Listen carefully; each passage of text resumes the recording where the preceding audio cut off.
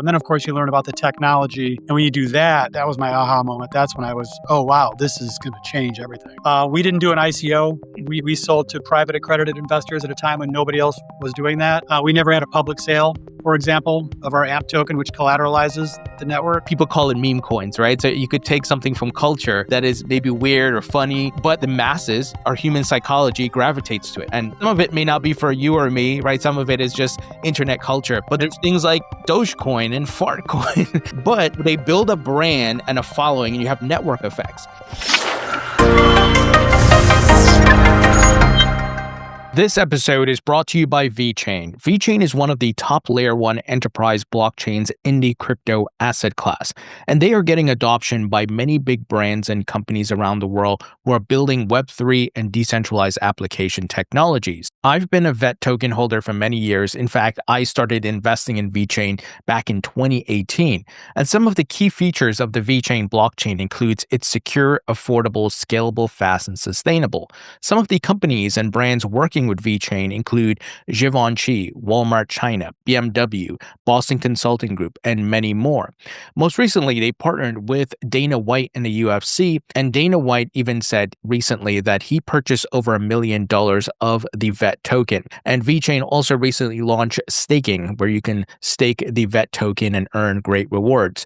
So if you'd like to learn more about VeChain, go to vechain.org. Link will be in the description. Hey folks, welcome into the Thinking Crypto podcast. I'm your host, Tony Edward, and joining me today is Danny McCabe, who is the co-founder and CEO of Flexa.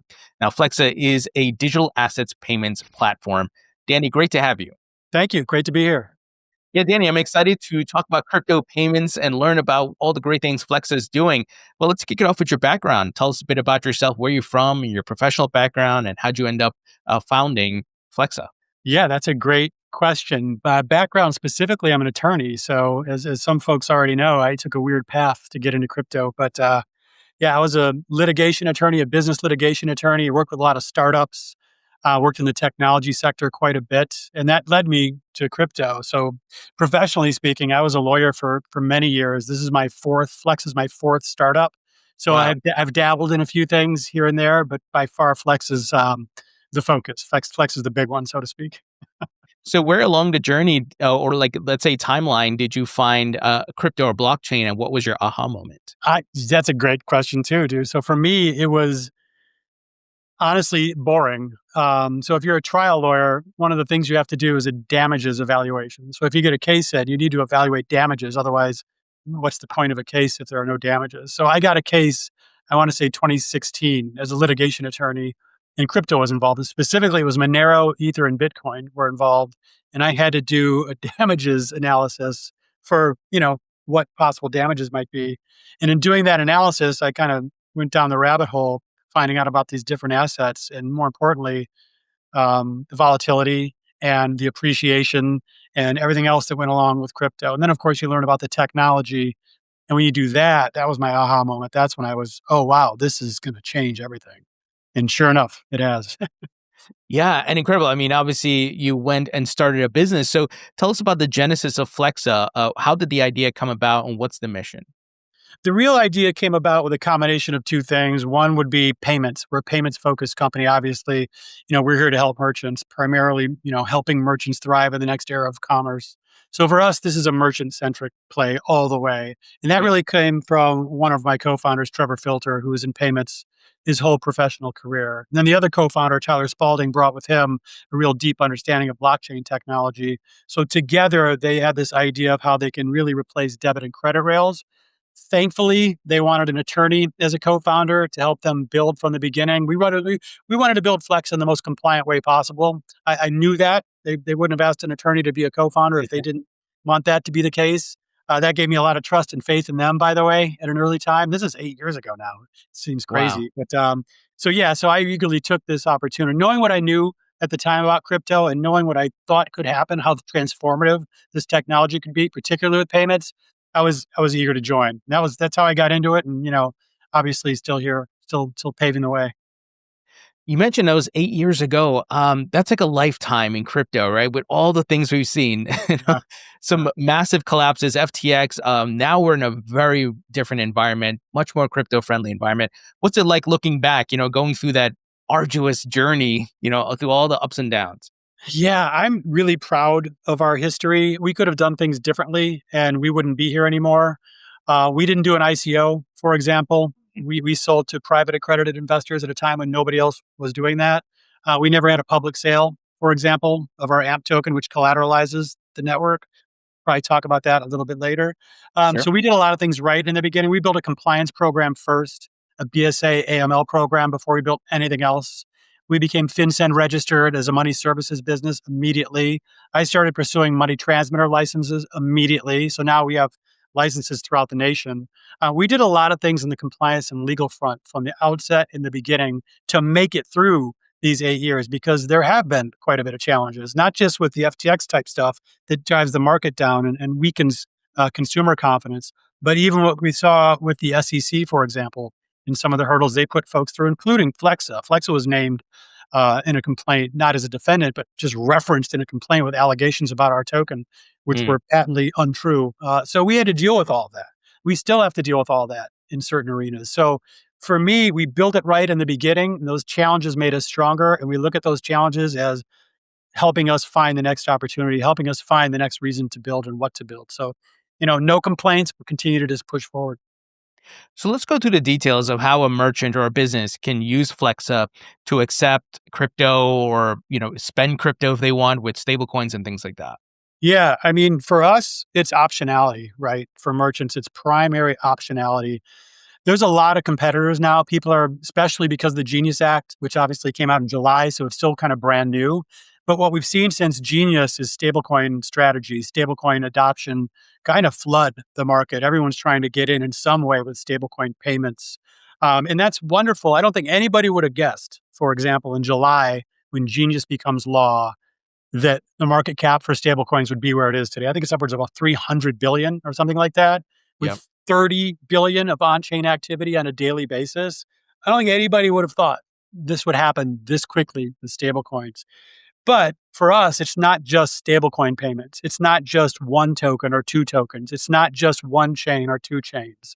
It has to be everything. It has to be any asset for the merchants from any chain for the merchants. It has to be that way. Any wallet, any asset, and really anywhere, which we're excited to look forward to some announcements coming up next year on that. But for us, it's optionality. And I see a lot of our competitors, they may offer one or two or three tokens. They may offer one chain. They may require their merchants to have their own crypto wallets. And if you're doing that, how are you helping the merchant? Merchants don't want to hold crypto yet. They don't want to manage and hold and custody crypto yet. So we make it possible so they can accept fiat. And we can do that with our payment page product or payment link, payment clips. We do that with our SDK that any wallet can embed, such that any wallet literally can use our payment platform in order to make payments with merchants. So folks can use their wallets to make payments with merchants. Honestly, it's optionality for the merchants, and we do it in a number of different ways, none of which cost the merchants anything, obviously. We do the full integration ourselves. And of course, consumers don't pay for our service. They just use their digital assets to make payments at many Fortune 500 merchants and growing.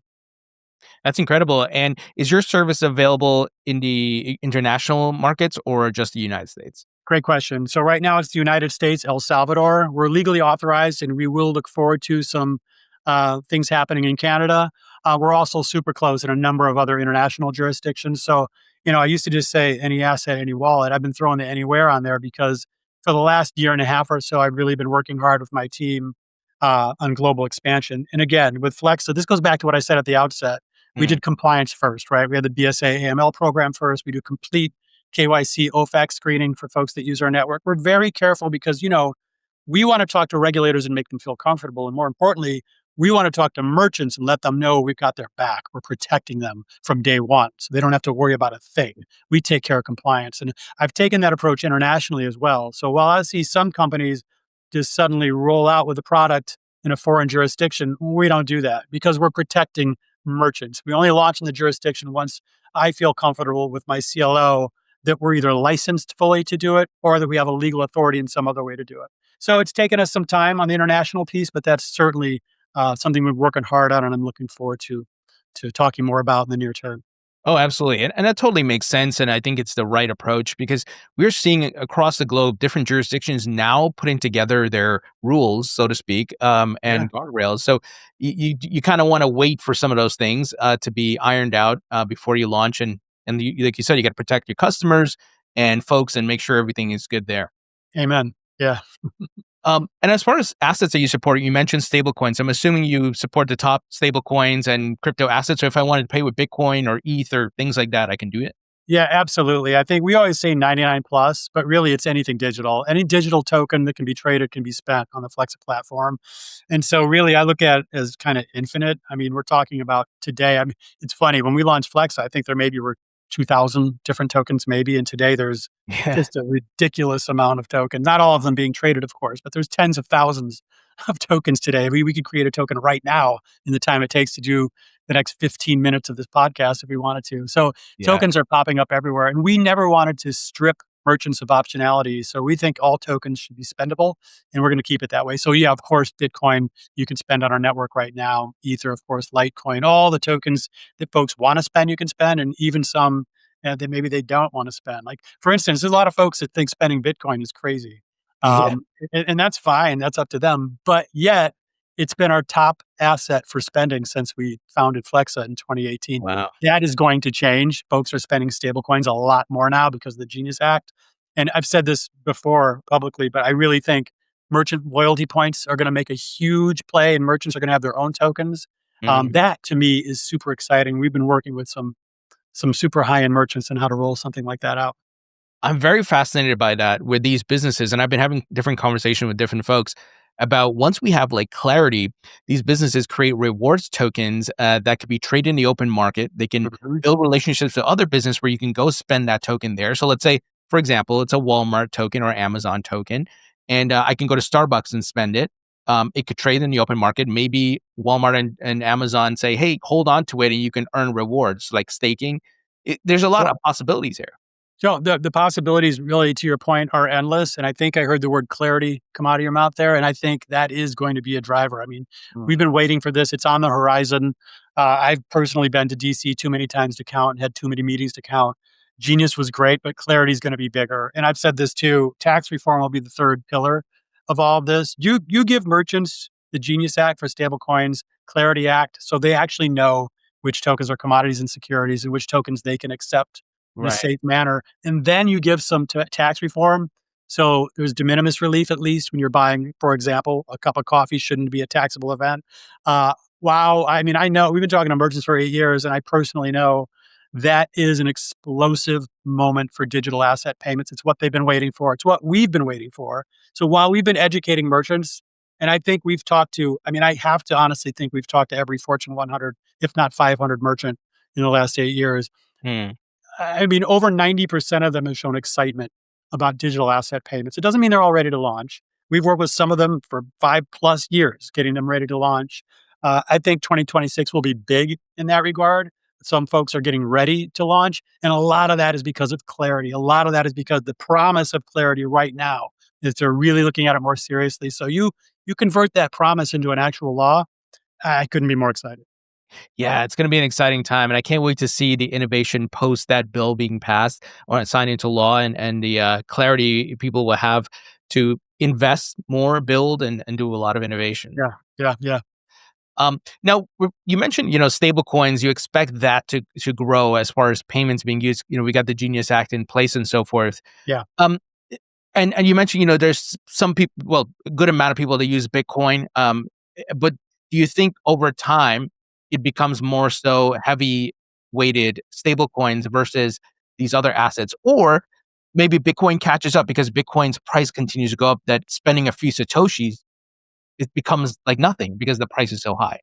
Yeah, I think there will always be folks spending Bitcoin because that was the original promise of Bitcoin. It's Right. supposed to be a payment token. I think, the real Bitcoin folks want to use Bitcoin for that purpose, and they always will. To your point, it won't be maybe a lot, and they're going to hold the bulk of their assets in that form. But yeah, they'll always spend it. It won't be the real spending driver though. Stable coins are already accomplishing that. They're catching up quite quickly. I mentioned Bitcoin's always been the most spent token on our platform. That's Yeah. that's changing quickly because of stable coins. And again, I can't understate. Speaking with merchants, loyalty points and merchant tokens haven't even begun. Yeah, Mm. that's a whole new game. And that's going to unlock so much. And you can brainstorm as you have already here today, how you can use loyalty points in the form of tokens and merchant tokens themselves to incentivize consumers, to reward consumers, and to increase payments. And we haven't talked about this, but one of the things we've done at Flexa, because we've built this payment platform the way we have, we've now opened up commerce for everybody. No longer are you restricted from participating in commerce because you don't have the right credit score. You can't get the right credit card. You don't have a bank account, or you're underbanked or underbanked.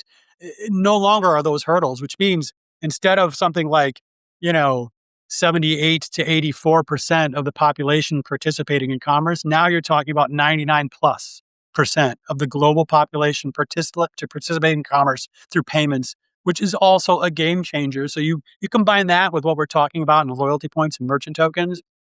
This thing is it's too massive to even imagine right now. And that gives us a lot of excitement. As this year ends and we move into 2026, that gives us so much excitement about Flexa. And that's why we're heads down building as hard and as fast as possible. Oh, absolutely. Tell us a bit about liquidity, because maybe for certain assets outside of Bitcoin, we know Bitcoin is like the most liquid asset in crypto. But like, let's say you go down the list and you're supporting some altcoins that may not be as popular, but how Yeah. do you get the liquidity? Are you working with different exchanges? Yeah, so we work with exchange partners. Coinbase is an exchange partner of ours. Gemini is an exchange partner of ours. We work with other exchanges as well. And I'm in the process of lining that up, that same thing internationally. So we'll always have exchange partners for that piece of it. But I can tell you, related to that is the AMP token. So we created AMP to be a collateral token to backstop all of our payments. And the utility it serves cannot be understated here. I don't know that there's a Flexa without AMP, because what other folks are trying to do is build digital asset payment rails that are not collateralized, which means you give merchants a horrible choice. They really have this problem. What if the transaction fails, or what if the network fails? So some of these networks are much faster now than they used to be. Right. So unlike Bitcoin, it might not take you 30 minutes anymore for a transaction to confirm. Maybe it takes you a second or less than a Uh, second. But that doesn't mean that network is going to stay up all the time. So how do you protect merchants? The transaction takes 30 to 40 minutes. Well, you can't have that because you can't sit there with a cup of coffee waiting for a transaction to process. And you also can't have the risk of a network failing or the transaction failing in any way. So other digital asset payment platforms say, hey, that's just part of the risk. But what we've said at Flexa since day one is shouldn't be part of your problem, merchant. So the AMP token collateralizes every payment. It's the world's only neutral collateral token. It mm, collateralizes every payment that flows through our network. So we can promise merchants they will be paid. Not only promise, we contractually guarantee merchants, every one of them, that they'll receive full payments. And we're the only payment platform that can do that, because we're the only payment platform that utilizes the AMP token to collateralize payments. So this thing collectively, you wrap it all up, everything I've talked about with any token, any wallet, what's happening with Clarity, what's happening with merchants developing loyalty tokens and merchant tokens, the fact that our rail is completely collateralized by AMP, it's a unique payment platform. It's the most unique payment platform. And in talking to merchants, once they understand it, and sometimes it takes some time, it's really the only option. It's the only viable option. oh, that's amazing. Yeah, I can't think of anybody else who's doing that with the token setups. That's really Yeah, great. yeah, yeah. Nobody else is doing it. I mean, it's hard. It was hard. I mean, I've said this before. The work involved in pulling this off, it knows no wonder it's taken 8 years to get to where we are. The work involved in just having a token mature to the point where it's used in utility form like this, to have that app token backstopping Flexa payments, you cannot do that overnight. You can't do it overnight, especially when you go through some of the hurdles we talked about earlier. We Yeah, didn't even mention the pandemic. I mean, that could have knocked us out. sure. But for some really loyal merchants who really loved what we were building, I don't know if we would have made it through that, because we were a brick and mortar in-store payments only at that point. And that prompted us obviously to move to online. But yeah, it really took a grind from us and really heads down stuff to pull this off. And that's why I keep coming back to this. This is the most excited I've been at Flexa since we started, and the future is unbelievably bright. We're just trying to figure out how to take advantage of it best.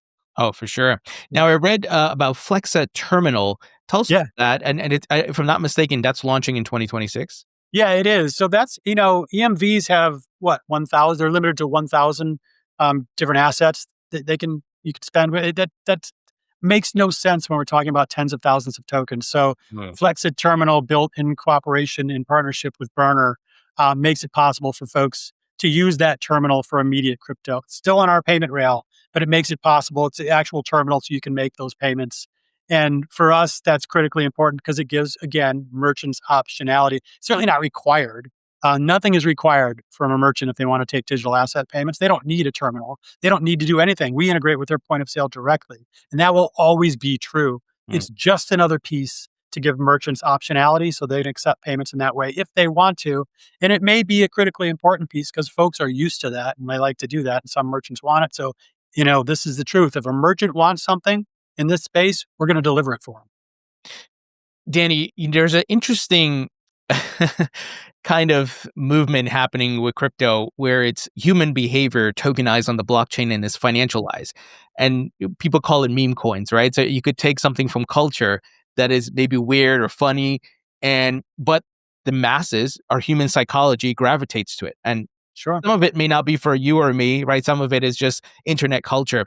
But there's things like Dogecoin and Fartcoin, but they build a brand and a following, and you have network effects. So how do you? You may have touched a bit on this, but how do you navigate that to say, "Hey, look, there's a big demographic that's backing this coin. It's the craziest thing ever, but there's people who hold it, and merchants want to accept it, so we're going to facilitate it."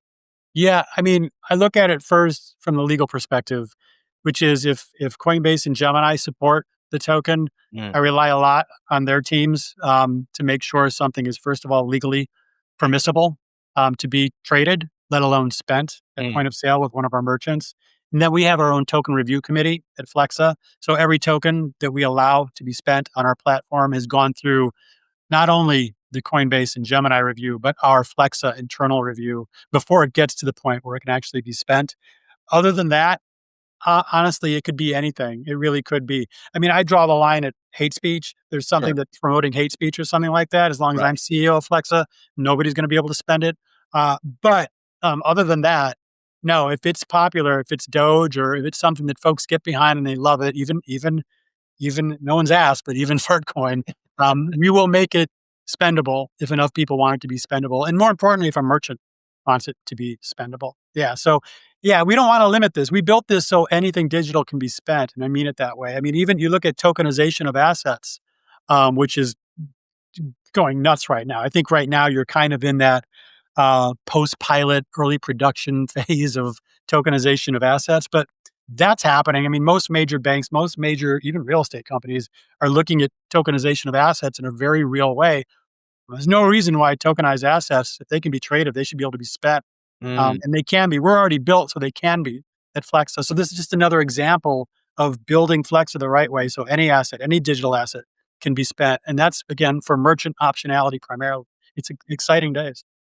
Yeah, it's so fascinating because there's so many possibilities. And, one of the things I thought about as we're having this conversation, when you have these meme coins, look, there's a certain demographic in the public that will hold it. There's a community. But I think there are merchants, there are businesses. So if you run a comedy show or you do something that's funny or lighthearted, right? That's a great demographic to tap into to accept that coin because it's from a brand resonance standpoint, it's on point. Now, if you're a Fortune 500 company, you may not want to accept Fartcoin, right?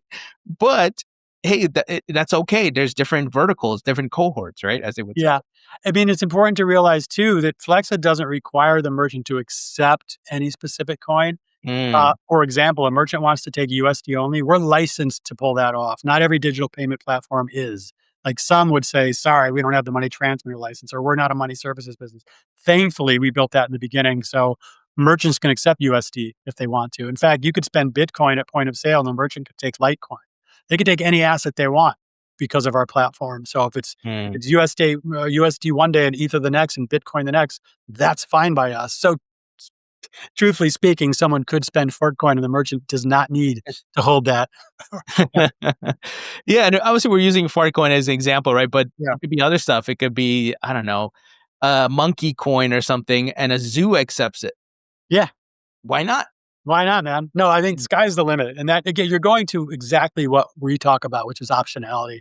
Merchants should be able to do what they want. It should be for them. Gone are the days when the debit and credit rails kind of dictate to merchants what they're going to pay and how they're going to accept. I mean, those things, those old ancient broken analog debit and credit rails invented some 30 years before the internet cost this country 2% of its GDP annually. Mm. $700 billion annually is the social cost of payments on those broken, out of date, analog, really antique payment rails. So those should have been gone a long time ago. We think here at Flexa, they have a shelf life of maybe 10 to Mm. 20 years, and then they're just gone. And we're doing everything in our power to make that timeline come quicker.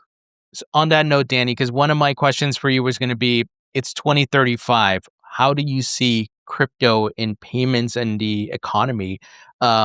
And what's your predictions? And obviously we won't hold it to you, but Yeah. what Well, how do you see the future of payments? so I'm the one here that thinks it's going to be 10 years, not 20. I always push that faster.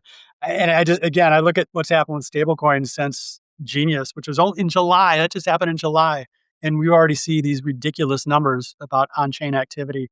So for me, by 2035, not only will all payments be digital asset payments in some way or another, but folks won't even know it's happening. Just Mm. like, you know, the easiest way to think of it is folks don't think of how they can possibly make a cell phone call today or how you send a text message. You just do it. No one's wondering what that technology is or how do you build that. No one today everybody wonders about crypto. How does this work? Why is this working? Is it safe? It's scary. This is a Mm. scary thing. I thought it was for, money laundering and funding terrorism. And once they learned that no, of course any asset can be used for those things, but crypto is probably the dumbest asset to use for those things because it's all public and on Yeah. chain. But once you start to educate folks and they learn about the technology, how much faster it is, how more inclusive it is, how much safer it is, the privacy protection features of this, which we haven't even talked about, every bit of it is better. Merchants are learning that. Most merchants already know that. They're just rolling it out over time. Consumers won't even know as the UX gets better. Consumers won't even know it's happening. It's going to be as easy or easier than their current payment flow. It'll be faster and it'll just work and it's going to be better. It already is better. It's Yeah. just not fully adopted yet, and it will be. So by 2035, I think it's completely taken over payments. I wouldn't be surprised if, the Visas, Amexes, and Mastercards of the world have gotten aboard too late. Everything they're trying to do right now isn't crypto payments. It's crypto on roads and off ramps using those ancient analog payment rails, which are broken and cost the $700 billion annually, which nobody wants. Nobody wants. So yeah, I look forward to 2035 and maybe sooner. Yeah, it's gonna be an exciting time. And to your point, the consumer, most of the people won't know that Yeah. stablecoins or blockchain tech is running behind the scenes. Right. And obviously, as the crypto asset class grows and there's more holders, uh, what you guys are doing will, if I want to spend my Bitcoin or my ETH or Solana or whatever it is, I could have that optionality and it'll be very seamless. Absolutely. 100%. Yeah. For sure. Now you mentioned you got some launches coming up in 2026. We got the terminal launch. Is there anything else on your roadmap that you want to highlight? So what we've been really focused on is merchants. Mm. So we've been working with merchants for literally 8 years. So some of them we've been talking to 7+ years. And what I'm excited about is finally bringing those merchants um, out of kind of hiding and getting them rolling with digital asset payment acceptance. So we're focused on that. We have our product about where we want it for next year. We've been refining a few things. So whether it's payment pages, payment clips, payment links, there's a number of different ways merchants can accept digital asset payments through Flex's platform. And with what we've done with our SDK, so any wallet can integrate and use our payment platform. We really feel like we're in a good place now with merchants. And as they learn more about AMP, which takes some time because again, we're the only one collateralizing payments.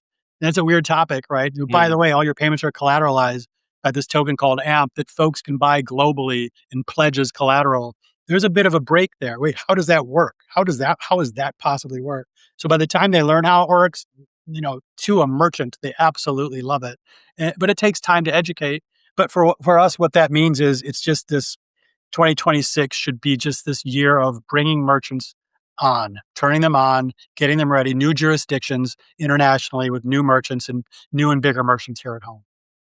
Danny, I don't know if this makes sense for your business, but it's something that I'm waiting to see someone solve, and that is micropayments for streaming and web monetization and so forth. Have you guys thought about anything like that? 100%. So that's part of everything that I'm talking about. And so, Mm. Yeah, when I say merchants, I'm not just talking about the traditional Fortune 100, is who we are working with and talking to, and that's part of what I'm talking about. But Mm, I'm talking about all of the above, right? So it might be in the infrastructure you're talking about. It could be in gaming. It could be pretty much anywhere that payments are made in any format, in any ecosystem. We've been building that for 2 years. mm. I said this in a post once, an ex post, that we were processing stablecoin payments 5 to 6 years before anybody else was, quite Wow. frankly. So when Genius rolls out, that was kind of old news to us. Stablecoins have been used for payments on our platform forever. And I Mm. think we're about 5 years ahead of everybody else on the other payment ecosystems that exist out there, which for us at Flexa is hugely exciting. It's exciting for our merchant partners, and it's part of the reason I look forward to 2026 so much. That's awesome. Um, Danny, you've been in this industry for a long time, so I'm curious to get your take on the amount of TradFi Wall Street institutions now entering crypto, banks, the Yeah. major investment firms. It's incredible. Many of them were anti-crypto for a long time. Now they've completely done a 180 and they're embracing. Yeah, I've kinda always called bullshit on that, excuse my French. They were publicly anti-crypto, but I was meeting with them in 2018, 19. They were all building, they were all learning, they all knew exactly what was coming. Some of them had these black sites where they wouldn't have it in their building, they would have it literally a hidden office where you'd meet with their Wow. crypto teams in 2018, 2019. So, you know, we all know the famous ones who say they hate crypto. Well, they've been building for 10 years. So I'm not shocked by any of this. I don't think anybody should be. They're not only ready, but they're going to launch all of them. And they know they have to because it's really simple. They know the technology is better. Oh yeah, and it's incredible. They are launching ETFs. They're launching tokenized products, custody, stable coins, and much more. There's talks of the banks they want to launch their own stable coins. How do you think the stablecoin market plays out? Because there might need to be some consolidation here. Everybody and their uncle can have a stablecoin. No, everybody and their uncle's going to try to have a stable coin. Right now, it's built, though, Ingenious especially, without going into the nitty gritty of the regulatory details, it's really hard once you get past a certain threshold. If you grow too much, Mm. it's a bit different than being regulated like a bank, but not that different, right? It's really hard to get to that level and succeed. So there's a bit of a first mover advantage in place for the USDCs and Tether of the world, et cetera. But you're going to see stable coins. You are going to see them, and there are going to be many. Who's going to win that war? I think there will be some consolidation. I think there will be some deaths. And there's going to be more than one winner. There's going to be a lot of winners. There's a lot of room for everybody. The space is huge. It's international. And stablecoins, folks are finally starting to realize, thanks to Genius, again, it took regulatory clarity. It took an actual law for folks to feel safe enough to learn enough to really use it. And that's what's going to happen with clarity. So you go back to that, and that's why you're seeing what's happened with stablecoins happen. So to your point, there's going to be a lot of them. Some of them are going to be bigger winners than others. But I just see it as such an open space for creative minds that great things will happen. Oh, for sure. One of the things we've seen in the industry is a lot of crypto companies are going public. There's expected to be more in 2026. You got the SEC chair talking about making it easy and so forth. Flexa have any plans along those lines that you can share? No, not right now. No, I'm not saying no, I won't share it. I'm saying no, we don't have those plans right now. My co-founder and I, Trevor, haven't thought outside of how we best help merchants in 8 years. So Mhm. truthfully speaking, we haven't thought about anything other than how we build this platform for merchants, how we best protect AMP, and how we best use AMP to collateralize payments. For us, it goes hand in hand. It's just for merchants. It's just for merchant optionalities, helping them thrive in the next era of commerce. And someday in the future, if we achieve this great goal of replacing debit and credit rails with a far better piece of technology that helps merchants, I guess we'll take a breath and think of options then, but not right now. Yeah, you guys are heads down building, right? Absolutely. Yeah. Are you using AI in any way to facilitate your services? So we're a bit slow to that. I was a cautious, sometimes the lawyer in me comes out and delays things here a bit too much. But yeah, we've implemented some AI, very carefully implemented some AI in what we're building and how we build it. And by the way, AI aggregators is another payment ecosystem there Yeah. that we're working with as well, and we're building for. So I think there's a lot of opportunity there. I just try to be really careful. Again, it's not because I want Flexa to be protected; it's because I want merchants to be protected. So we're Right. going to roll it out kind of carefully and thoughtfully, but it is something we're focused on. Yeah. Oh, for sure. I know there's a lot of talks of AI agents and that economy. And look, Yeah, it's still at ground level. So we have to figure out the rules and regulations around that. But yeah, uh, yeah, you can imagine they're going to be taking payments in stablecoins and other assets. yeah, yeah, absolutely. Yeah, and somebody's got to power those payments, so we're Yeah. focused. Yeah, Awesome. Danny, great stuff. I got some wrap up questions here for you. sure. First, if you could create your own metaverse, what would the theme be? You know what? I'd go back to nature somehow. I like to, I do a lot in nature. I try to do as much. Interesting fact. I don't know if everybody knows this, but over 90% of human existence was spent in the hunter gatherer phase. Mm. So we have not evolved for what we're living in. We have not evolved for this office in Manhattan. We're not here. We're not supposed to be. So for me, it would have to be something in nature. Definitely something in nature. Something where I can go fishing in nature, maybe. Oh, for sure. Yeah, especially in this technology driven world and digital world and it's Yeah, so yeah. diverse, right? It's a Yeah, great way our to bodies biologically, we're not supposed to be here right now. So I would want to use technology to bring me back. absolutely. Rapid fire questions. Favorite food? I mean, Yeah. it's got to be pizza. It's got to be pizza. And I'm a Chicago guy originally, so for me, it's going to be thin crust, tavern style Chicago pizza. Nice. Favorite musician or band? I mean, Beatles, 100%. Beatles are kind of my formation. Also, Beatles led to everything else. So my favorite band in college was the Pixies. A number of other bands, but Pixies. Nothing happens without the Beatles to me. Nothing. So it's Beatles. Nice. Favorite movie? Favorite movie? Holy hell. So that's impossible for me to answer. I just have too many favorite movies. I mean, immediately what comes to my mind is The Godfather because that was my favorite movie for so long. But yeah, too many to count. Oh, for sure. Favorite book? That's even worse than movies. You're killing me.